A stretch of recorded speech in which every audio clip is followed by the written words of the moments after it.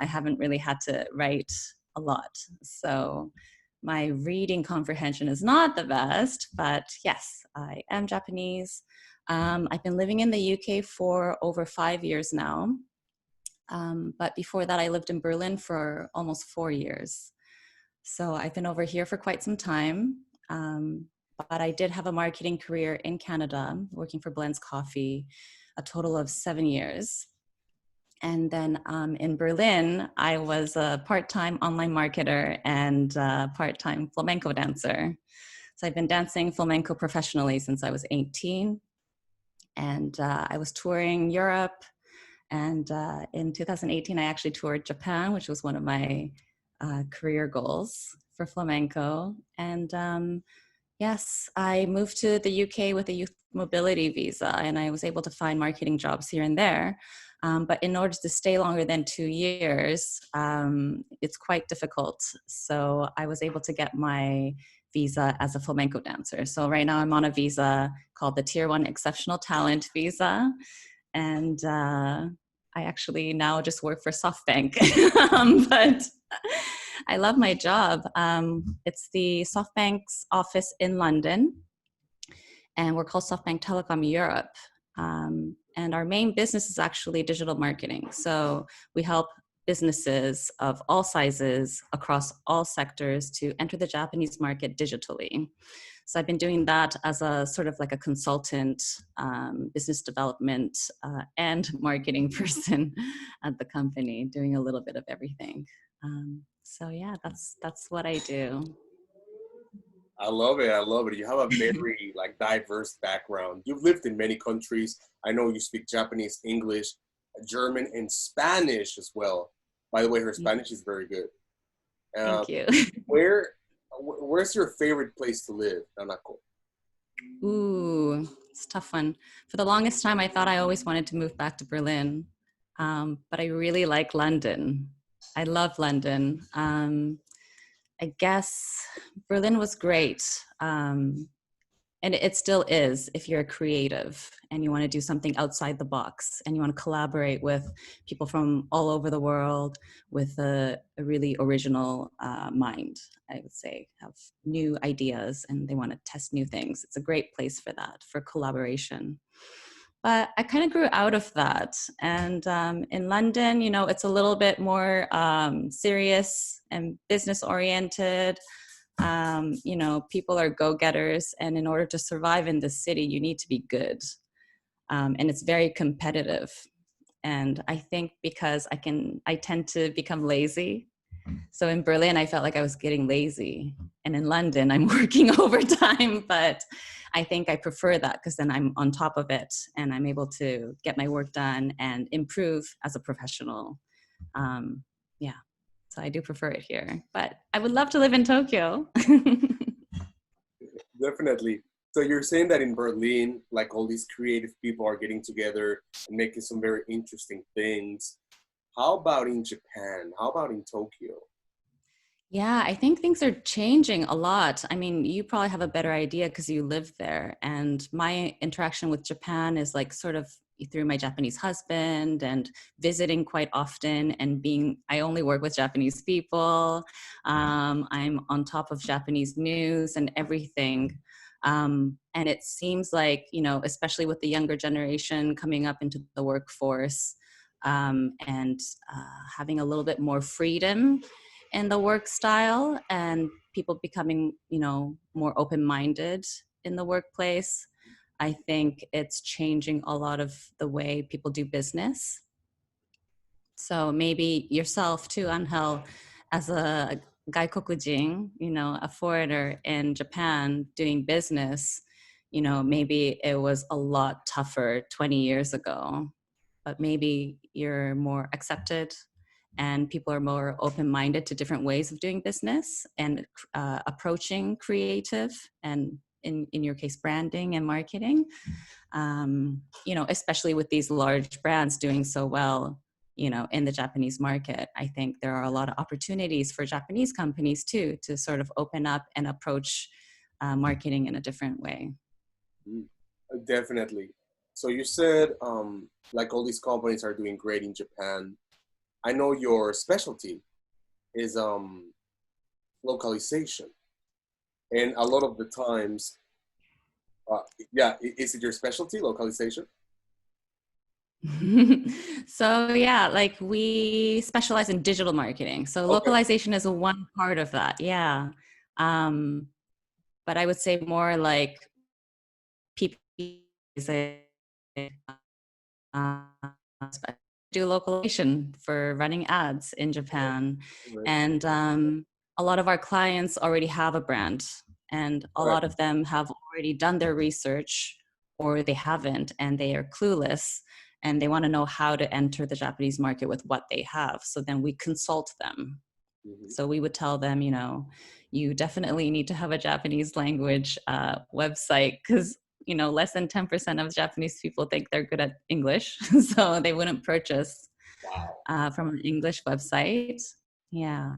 So just things like that and making sure their Japanese is native. Just before we continue our conversation, guys, like I said before, engagement is number one for us. So this is not a popcorn style event, which means you guys can join anytime and ask questions to either me or Nanako. The way we do that is you can type on the chat. You can type your question, right? If you have a question, just type it. And then when I read the question in the chat, I'm going to ask you to please, speak. I want to give you the time to speak. But again, engagement is number one. If you have any questions, don't be afraid to just type it down, and then I'll give you some time so that you can ask the question. Nanako, let's continue. So localization is one of the things you guys do at SoftBank Europe. I've asked many professionals, people from Rakuten, Google, like, what's the secret of getting into the Japanese market? Because I've seen that usually Japanese consumers prefer using Japanese brands. And they all say the same thing, which is localization. So Yeah. how can foreign company who wants to enter the Japanese market localize successfully? Hmm. Yeah, that's a tough one. I believe for Japanese people, the biggest hurdle is winning their trust. Yeah. So, how can you win their trust? First of all, you don't want to lose it. And the easiest way to lose it is if you don't offer good customer service. And if you don't have your products and service in Japanese, it's not accessible for them. So, you know, even if the website is in poor Japanese, they're going to be like, who are these people? They're probably foreigners. They probably don't, you know, if I contact them, they're probably not going to be able to support me in Japanese. How can I trust these people? So that's the first hurdle you want to overcome. So we always tell our clients, you know, you don't have to be Japanese. You don't have to have Japanese people on your team, but, you know, just hire somebody who can check on all of your work, on the copy. And I don't think you necessarily need to change a brand or a brand message. It just needs to be transcreated. So you need to make sure that the message is not lost when it's translated, which often happens. You see, I don't know if you've seen it, but like you see a lot of literal translations on business websites, and it just doesn't relay the message that the company should be relaying. And so, yeah, just getting a native person to check the Japanese and offering customer service in Japanese, I think, is very important. Perfect. And I know that you created a little presentation that you would like to share with us. Shall I share it now? Of course. Okay. One moment, please.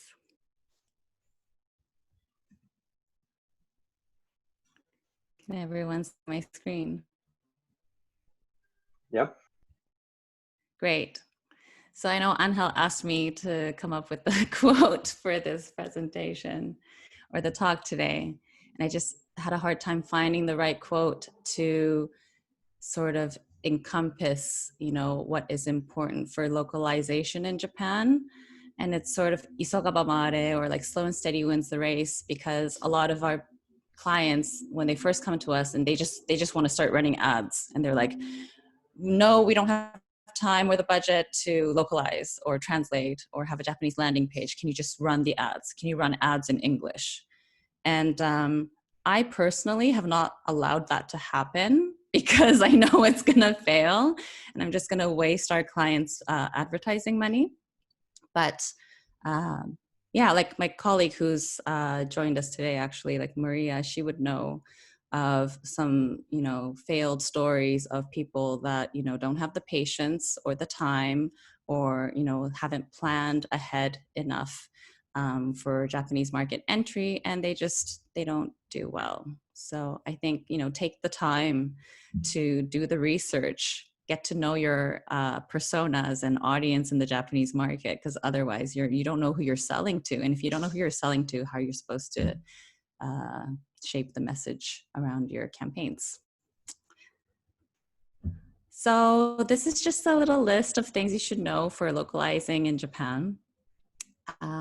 Yes, I mentioned earlier about how very few Japanese people speak English, but it's based on actual research. So Rakuten, they did the research on attitudes towards English. And I think about 70% of people thought they were poor at English, and only 8.7% thought they were good to very good. And, Japanese people are quite modest, so it might be a little bit higher, but, about 10% or less than 10% of Japanese people think they're proficient enough in English. And what's interesting is the graph below, very, very few people would actually buy from an English website without translation.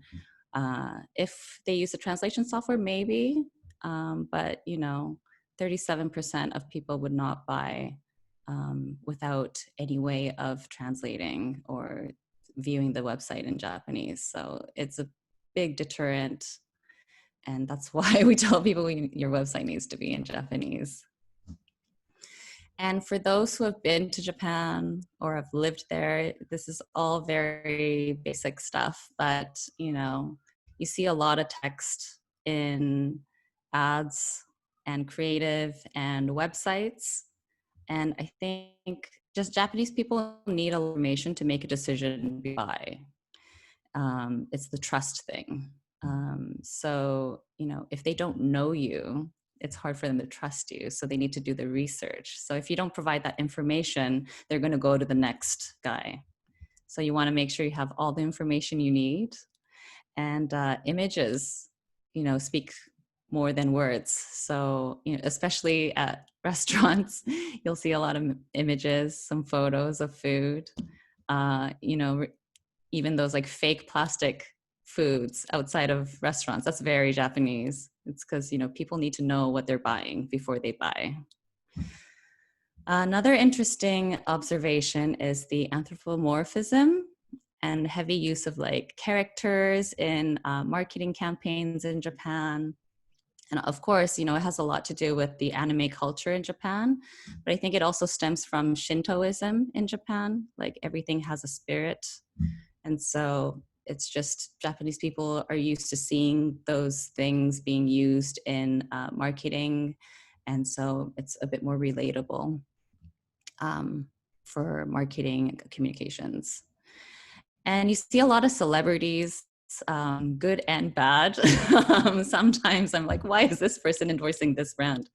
But you see a lot of celebrities being celebrated in Japan, and which, kind of explains influencer marketing. It's so huge in Japan. I follow a few influencers, and, they're shamelessly advertising products and services. And I think it's great. And, over here, people are like, ooh, is this an endorsement? Am I being sold to? And people are very like wary. But right. In Japan, everyone's like, oh my God, my favorite celebrity is like selling me this. I should go buy this, and they know they're being sold to, and people are open to it, which I find very interesting. So I think that's quite interesting for overseas marketers, because maybe for certain companies, It hasn't worked in other markets, but it may see some success in Japan.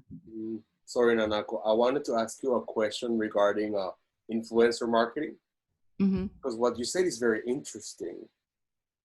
In Japan, I mean, I've been here for 4 years, and every time I turn on the TV, no matter what's on, I feel like they're trying to sell me something. Like, and like you said, there's a lot of celebrities who endorse products, and people accept that. And like you said, whereas like maybe in America, if you see, I don't know, Tom Cruise trying to sell you like a deodorant, you'll be like, the hell? So Yeah. where does this come from? Is this like a cultural thing, or where does it come from? That's a very good question. I don't know. By the way, you guys in the audience, if you guys know, Yes, jump please in the do. conversation. Please let me know. I would love to know. Or It's just like, if you have an opinion. yeah, exactly. I mean, in my 30 odd years being exposed to Japanese culture, I just feel like it's always been around. I've never thought about why. Yeah. For me is I love movies. Like, Yeah.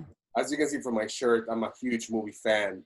And the way Japanese companies market films is the same as they would market like a commodity, a product. They're like, we have this movie coming out, cool. We'll completely change the title and pair it with Naomi Watanabe. And then we're gonna sell it in Japan.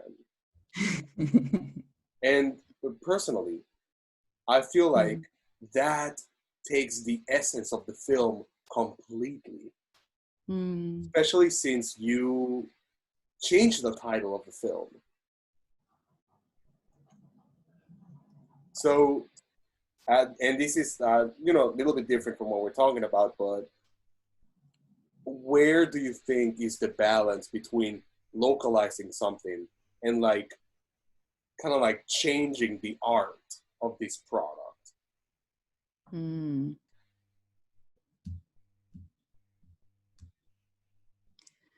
What kind of art do you mean? For example, Like a movie. Yeah, I mean, that could completely ruin the image of the movie for some people. And if the endorser has nothing to do with the movie, I don't know. I don't see it being positive, but I think it goes back to Japanese people having trust issues. Like if they see someone they know who is well respected, then and endorsing something must, maybe it comes from that. Yeah. Interesting. Yeah, because for me, that's always, because I'm a very big movie fan. I feel like, all right, where's localization and where's like the essence of the movie? Because I feel like sometimes they kind of like change that in a little bit, and they change the title and the trailer. The Japanese trailer is completely different from the American trailer, and I feel like that sometimes ruins the experience. You know what it is? I think that if the industry just changed it, people would be open to the new way trailers are shown. It's just, all these older Japanese people in the higher ranks, they don't want to change. People don't like change in Japan. And they want what they're familiar with. So I think that's maybe why that's how movie trailers have been made for centuries in Japan. And it's hard to change that system. Exactly. And especially when it's a trailer from a very serious movie. Like, let's say, I don't know, Star Wars. The trailer is very serious, very cinematic, and then you see the Japanese trailer, and it's like, Beikoku no daihito eiga, Star Wars, and it's like, it's all in your face, and I'm like, why are you doing this? I think that also comes back to like, you know, the noise in Japan, right? Japanese people are used to a ridiculous amount of advertisements and information, which is why you need to have a lot of information in their faces for them to even recognize and realize, oh, I'm being sold this particular thing. So like everyone's being louder, making more noise to get more noticed. I think it's just like a competition of who can be the loudest. That's quite interesting. I Nanako, think. we actually have a question. Oh, we have a question. Yeah, from one of our audience members, from Okay. Bodan. Bodan, go ahead, man. I'm a bit sorry. Okay, so my question is, if is it a good practice to localize proper nouns in Japan? I mean, if there is a person's name, it's a European name or American name, do they localize it into Japanese? Is it good to do so, or is it bad to do so? I mean, proper names. That's a very good question. I think that it would be good to localize and have in katakana, but for names that are known or like brands that are already known, people do tend to search in Romaji, in English. Correct me if I'm wrong, anyone. But I think that's true.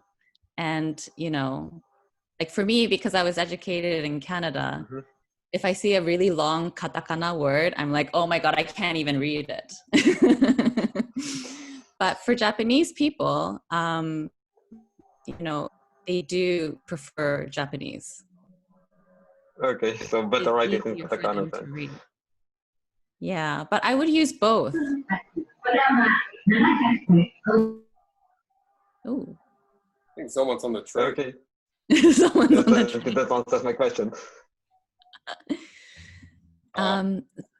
All right, thank you, Bodan. That was perfect. Sorry, Nanako, please continue your presentation. Thank you for answering the question. No worries. So yeah, I think you stopped me at influencer marketing, but Yes. maybe I can go on. Yes, please. Oops. There we go. Yeah, so just to go about the difference in digital marketing in Japan, because it's sort of our specialty. Everything is digital.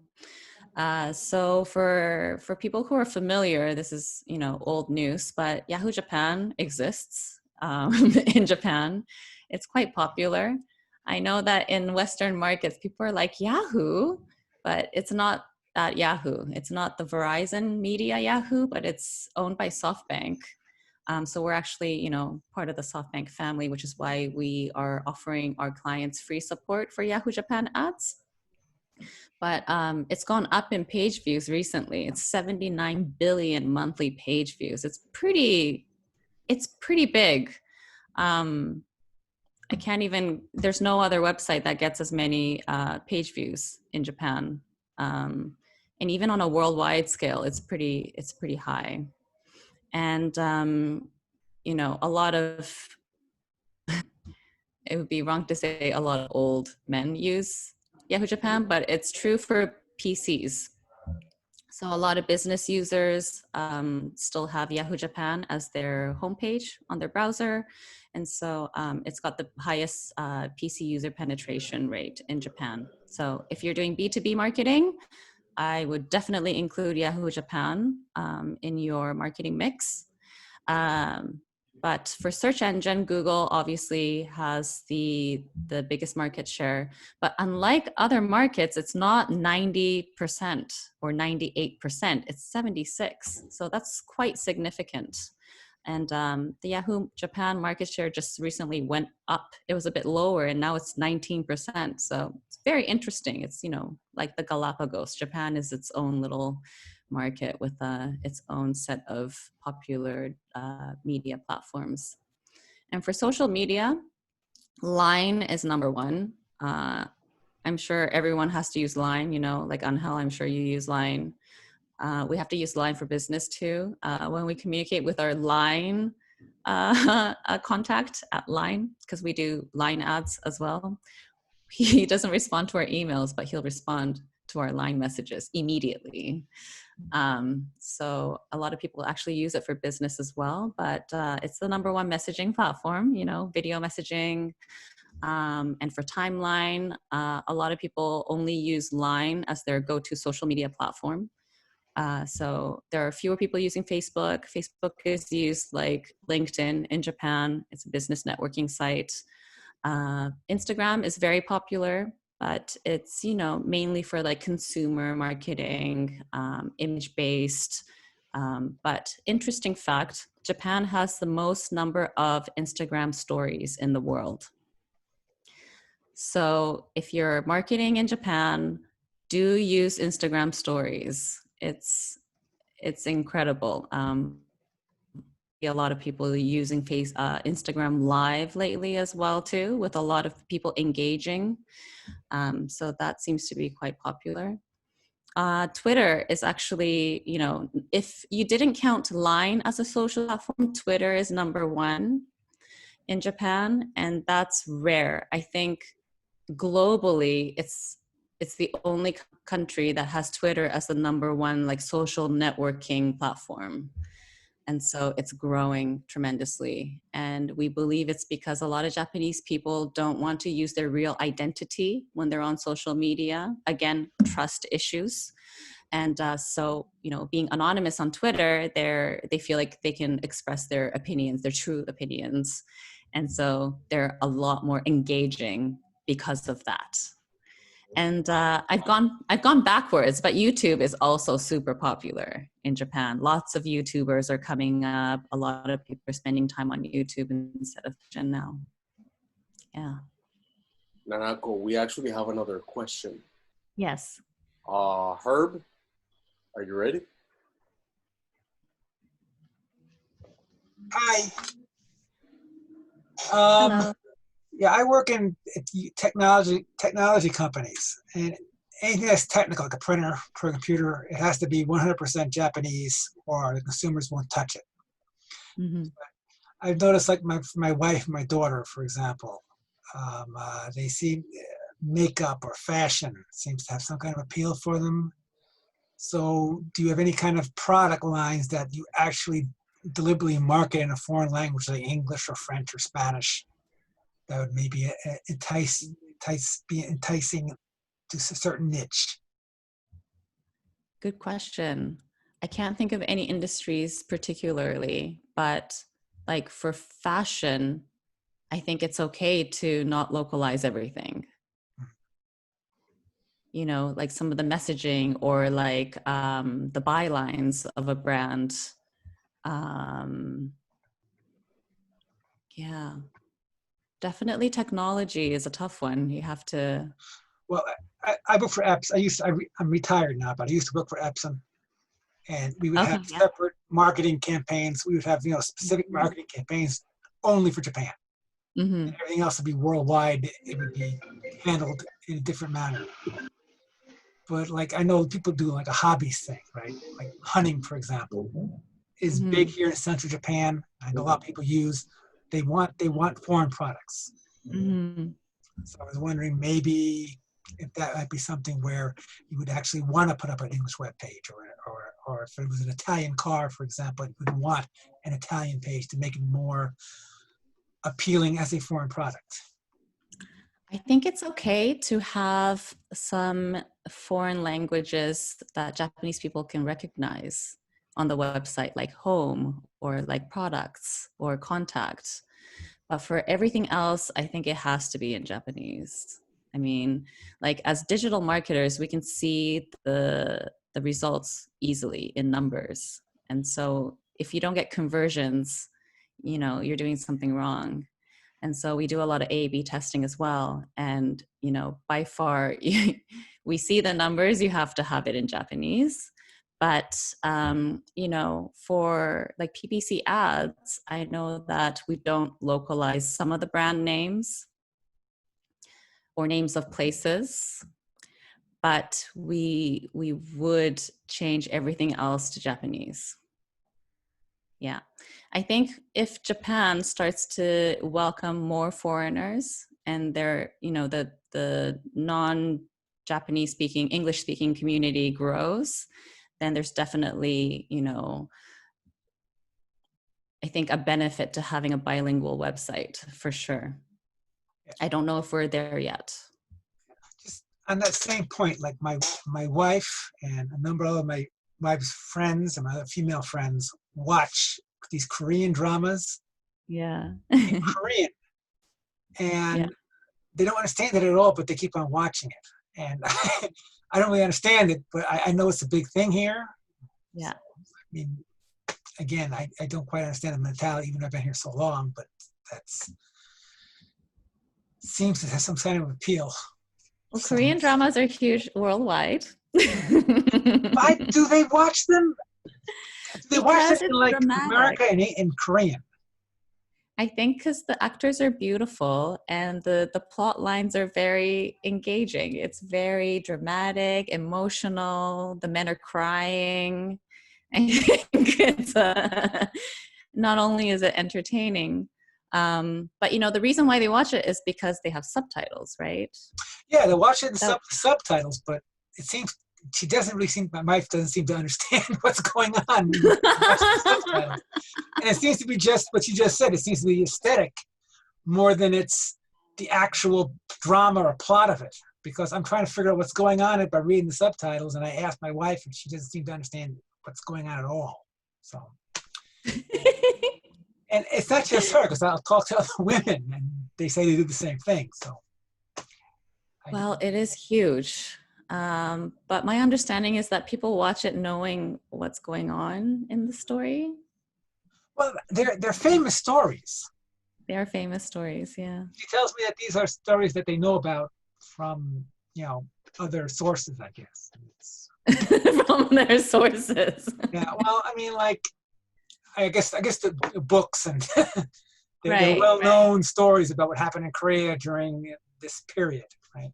And Oh, right, of course. they remind me of like the tiger dramas. You know what that is, right? Yes. NHK, every year they have these tiger dramas and the same kind of aesthetic, but and the plots in the tiger dramas are very complicated also.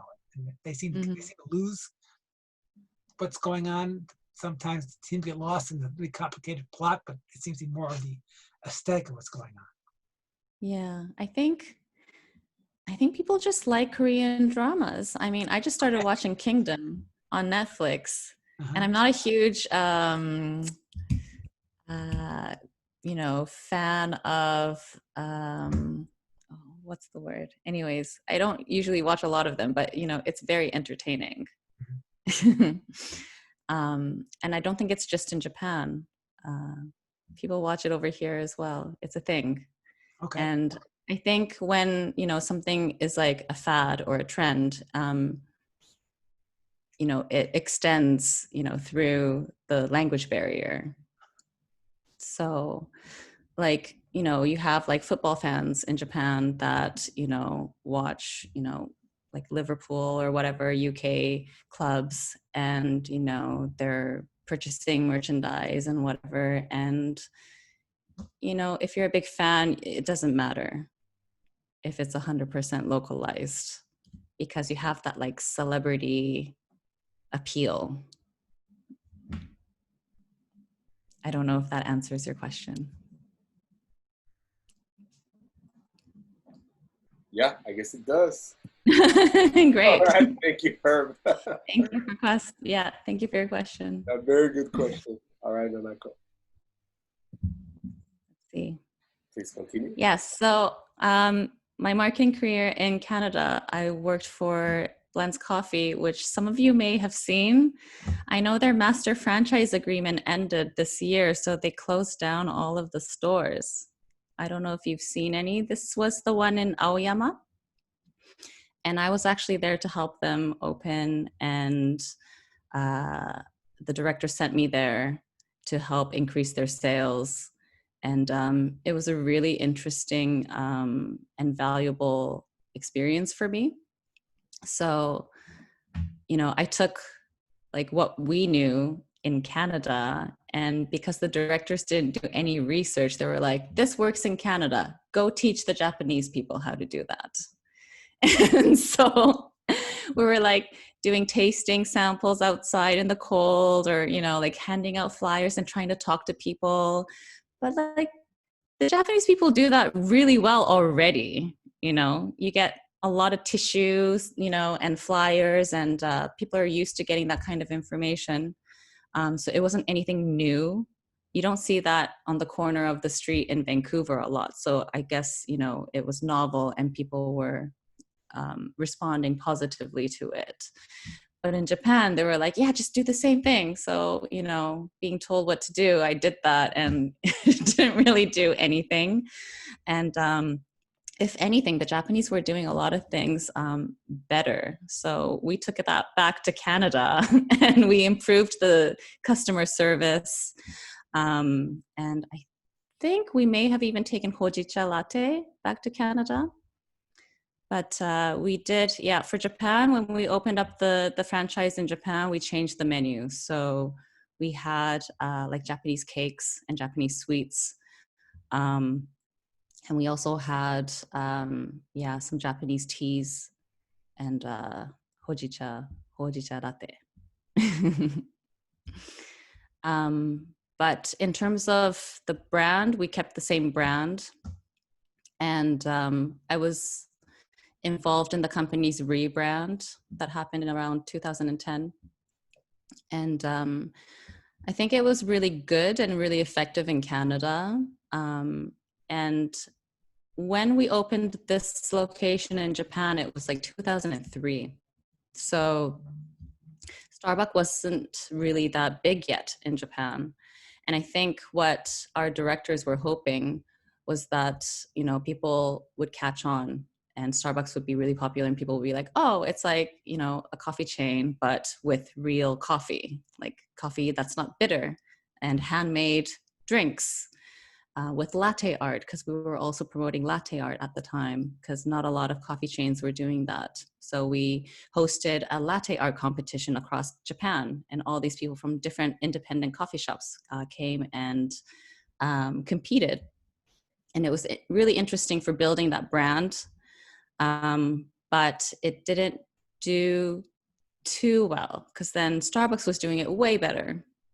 And you can't just be the same thing, right? And the uniqueness of Blend's coffee was kind of lost in the Japanese market, which was really, you know, a shame. But I think what it all comes down to is you really need to have a dedicated team for each market. And what Blend's Coffee did was they got a master franchisee in Japan, and they made them take care of all the local stuff. But then they signed a franchise agreement where they had to use everything from head office.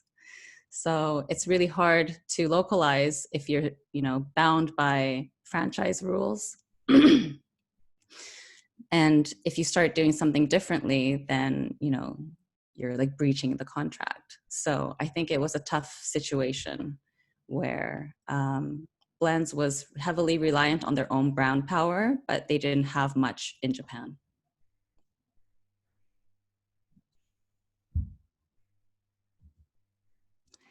And this is my experience now at SoftBank Telecom Europe. Totally different experience. Now that we're on the agency side, I'm on the agency side dealing with lots of different companies from different markets, different industries. We actually have a lot of software clients that are doing really well in Japan. But basically, it's the same for any new market entry. You need to have the budget.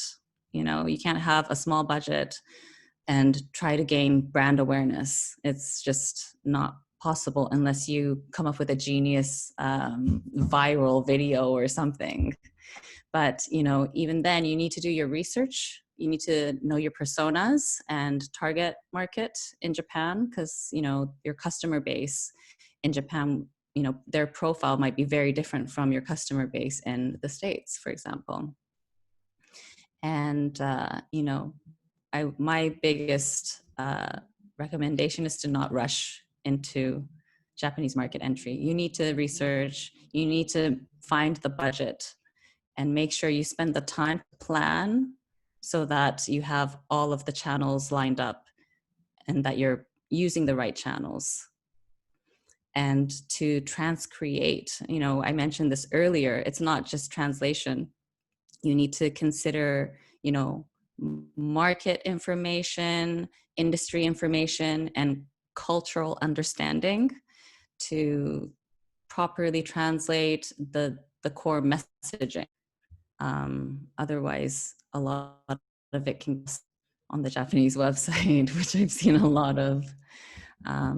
Yeah, and even like user interface as well. It's important to change that up a little bit, I think, as well. So interesting. So I recently remade my husband's website, and he's a taiko drummer, and so I was like, oh yeah, I can make a nice WordPress website easily. It's in English and Japanese, and he got feedback from all of his friends, and they're like, it looks great, but it looks like it was made for like gaikokujin, like to attract foreigners. So like in the Japanese person's mind, they already have an image of like what a website should look like, or what like overseas websites look like. So I thought that was very interesting. So what does an overseas website look like? I don't know, just like beautiful, like minimalist, maybe image-based, clean design, right? Like branding based, perhaps. Okay. Whereas like even like successful groups in Japan, for some reason, their website is very outdated. You know, like maybe the Yahoo Japan page is a good example. You know, it's remained unchanged for like 2 decades, and people are used to having a lot of information. And I think another thing might be also the Japanese language. I don't know if you've realized like the breaks in the sentences in the middle of the word, it reads really poorly. Maybe it prevents that from happening, you know, with these like old school designed Japanese websites. But yeah, you don't see a lot of minimalist designs yet. Maybe you can correct me. Right. So this is NIGHTCRAWLERS volume 15, right? But in volume 10, we were talking about branding and how Japan is a brandless nation. A lot of people might disagree, but what the speaker was saying at the time is that Japan has no brands.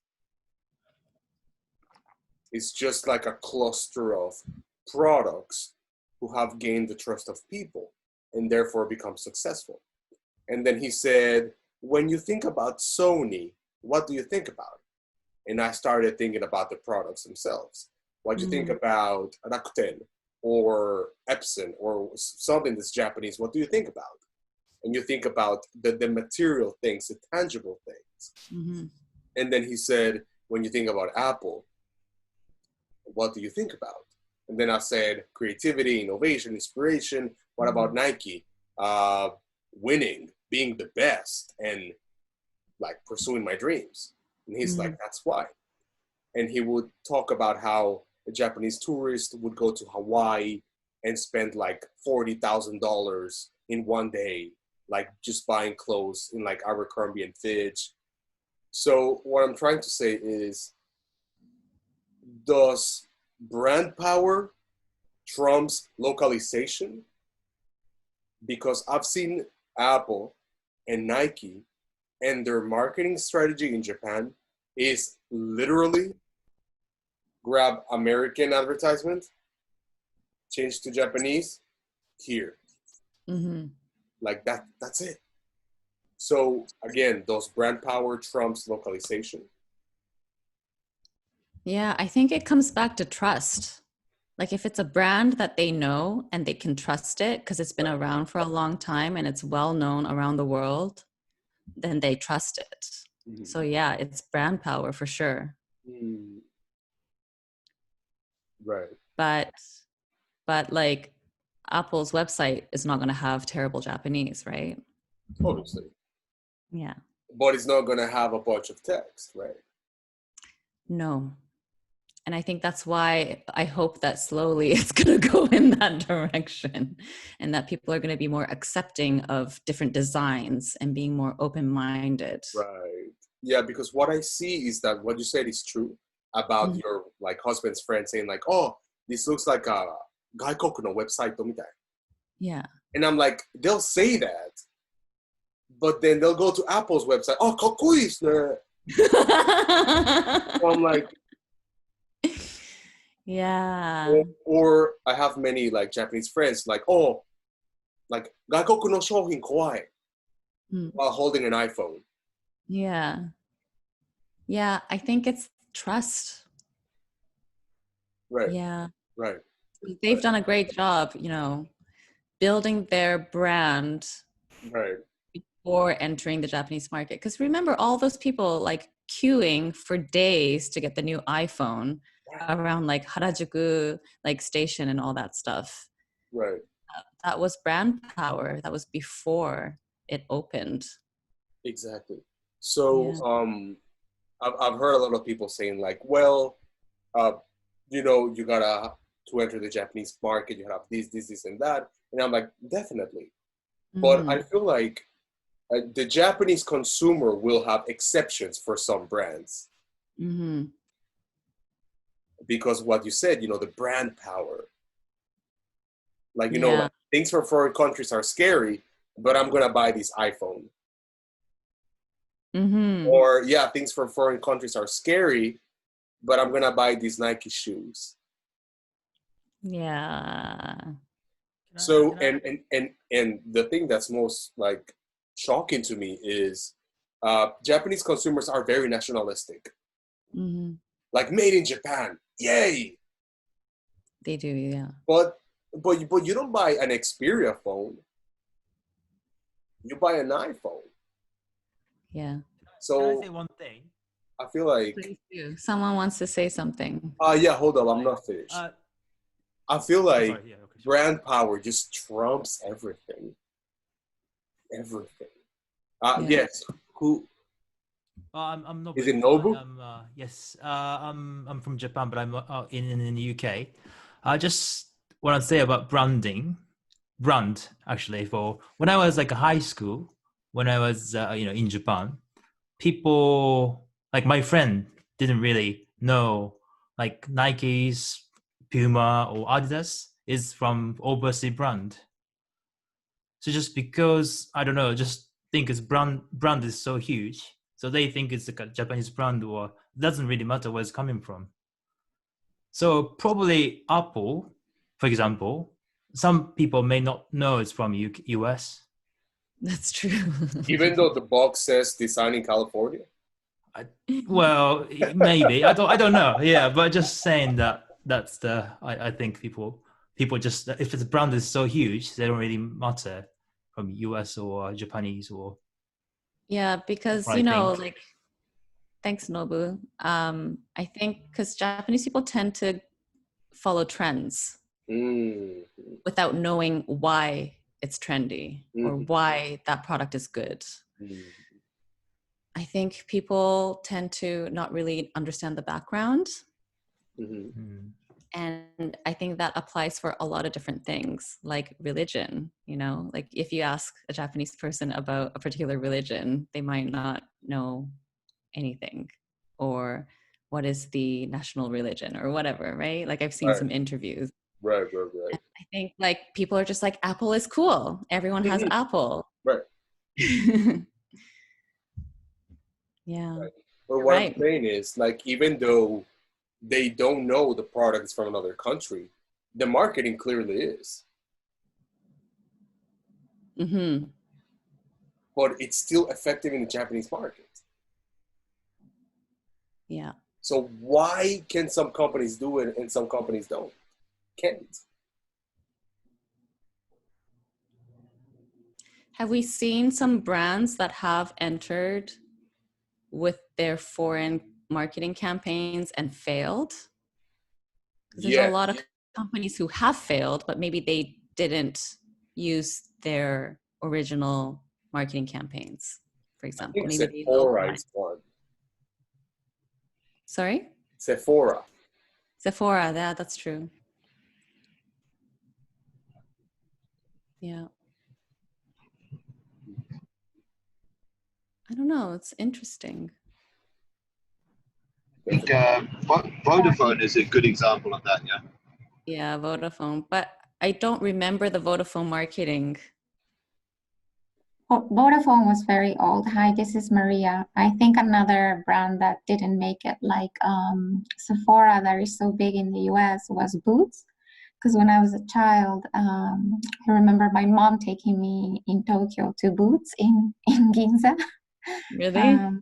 Yeah, but that really, it also didn't take off. And it was, I read when I was back in college and doing digital, advertising, I read an article that said that the reason why these big companies like Sephora or Boots Pharmacy don't succeed in Japan is because they don't really offer all the customer service that are offered in some pharmacies and also in the department stores. Like Sephora, carries a lot of big brands, from high end to middle kind of prices, but usually those brands are in department stores in Japan. So, and when you go to the department store, you get, they put the makeup on, they let you, they give you professional advice. You have a makeup artist there who advise you what would be a good tone for your skin. So I think that, yeah, there are a lot of big brands that I've seen abroad that didn't really make it in the Japanese market. Yeah, I think especially that's a in really beauty industry. Yeah. Yeah, it's just the standards are so high in Japan. So I think it depends on, your product and your brand. Like, I think the reason why Apple has seen success is because it's a beautiful product, and the standards for that are very high in Japan.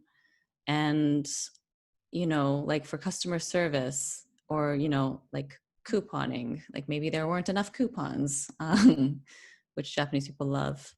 Or, yeah, I can see how Boots didn't do well. Right. There's actually, like I said before, I'm a movie guy. There's a couple of movies that did very well in Japan, but in America and all over the world, they tanked, which are The Greatest Showman and Bohemian Rhapsody. The Greatest Showman was super popular in Japan with very little marketing. Super huge in Japan. And it was not really localized. Why is that? Because the story behind the movie really resonated with Japanese audiences, which is what is the story of The Greatest Showman, is being yourself, right? Like, this is me. Like, talking about identity. Whereas in an American market, it's like, well, duh, you gotta be yourself. In Japan, that really resonated with audiences. So if you guys wanna localize in Japan and you wanna have a very strong brand, there are certain narratives that culturally will be more attractive to a Japanese audience, like The Greatest Showman.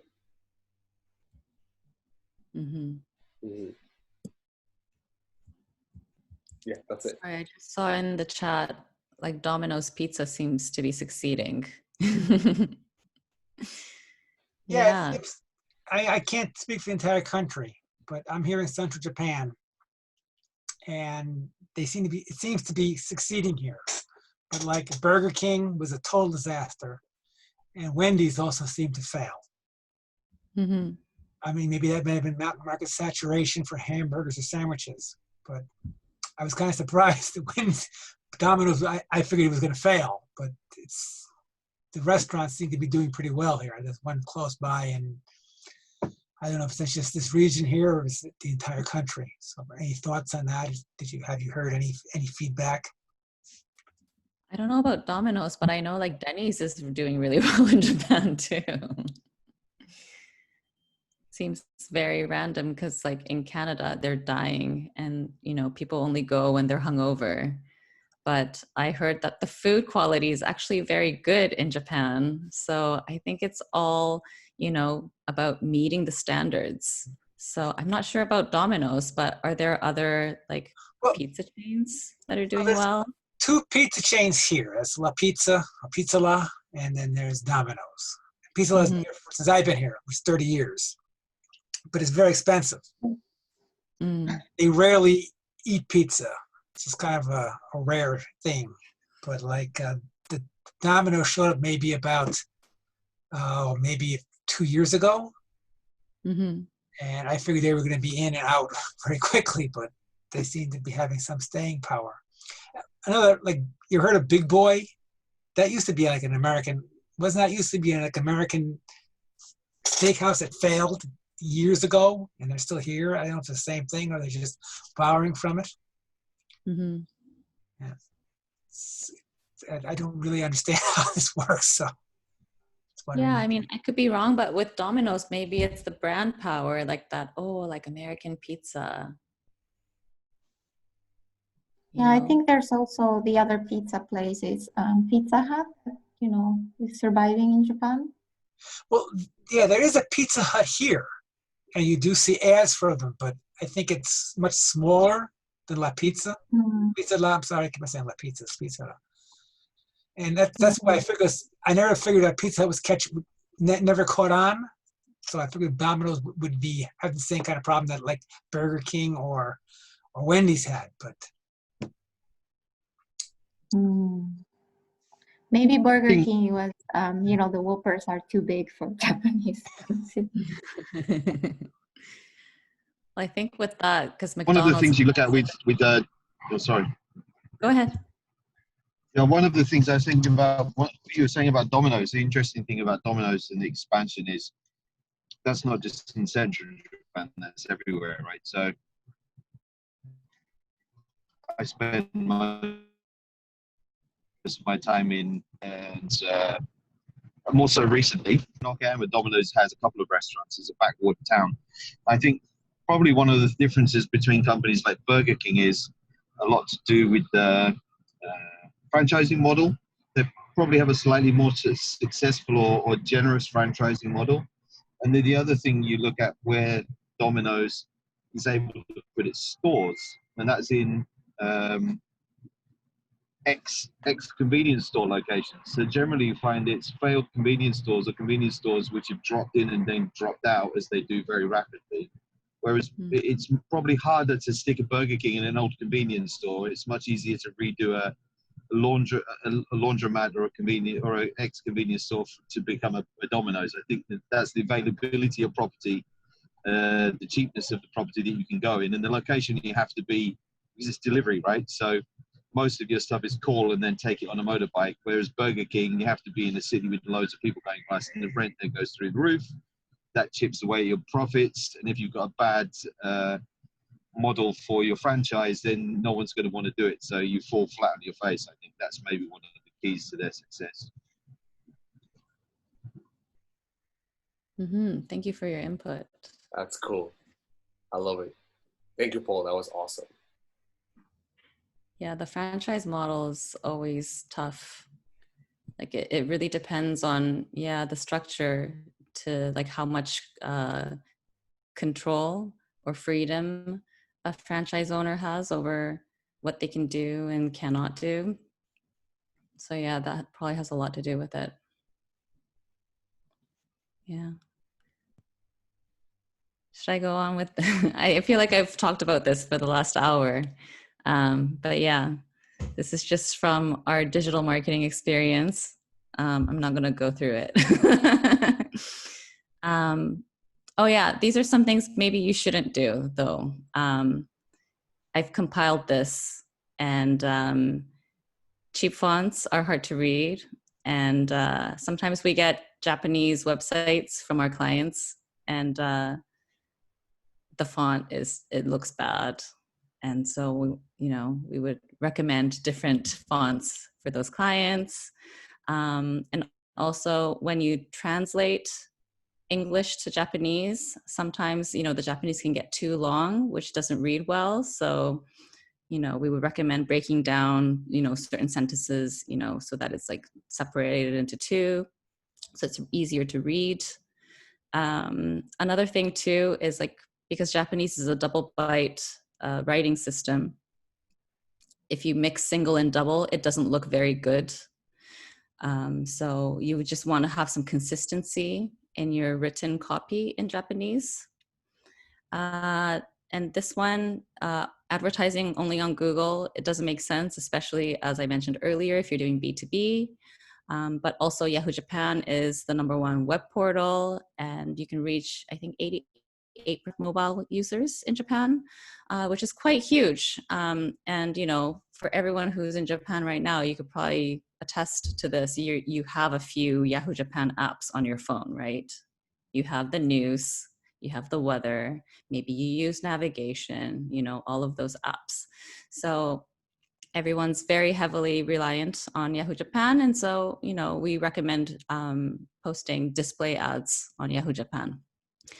And last but not least, we do get people who are like, we have our perfect Japanese website, and we read it and it's not perfect because they used Google Translate or a translation agency that uses AI and it's proofread by a Japanese native speaker. But then, it's just, there's some errors still. So we recommend that you get a proper Japanese person to check over all written copy.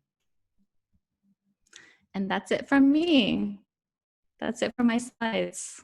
If you have any questions or if you need any help with digital marketing in Japan, our office is based in London, and we have a great team. I have 2 people from my team joining us right here. And we're all bilingual. So we support companies in English. We can create reports in English. We get product updates from Yahoo Japan and Line. And, they're the latest updates in Japanese, it takes them a long time to translate into English and release that information to the clients. So, our clients find that support really helpful because we're able to communicate that immediately. Yeah. And we do some other stuff too, like SEO and social media marketing. Great. And Angel put this up for me, this QR code. This is for our website, Digital Marketing for Asia. Hit us up there. All right. Thank you so much, Nanako. That was amazing. All right, guys, we are almost done for today. Nanako, I would just like to ask you the last question, which I always ask my speakers, which is, what is the change that you would like to see in the world? Ooh.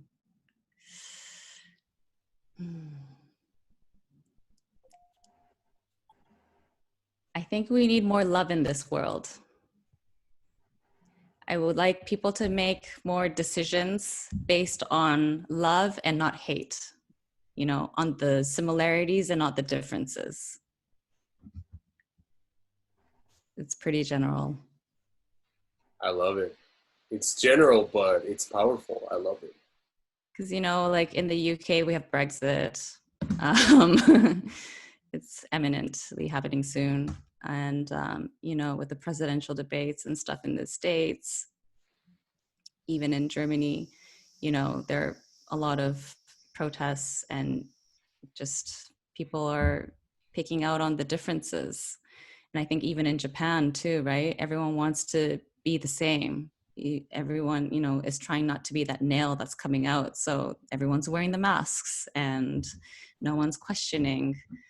And I feel like if we could just accept everyone for who they are and accept the differences as well, I think it would be a much nicer place to live.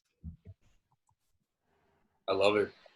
That was beautiful. I think that's the perfect way to end tonight's episode. I feel like we had a very engaging session today, guys. Thank you so much for asking questions and telling us your opinion.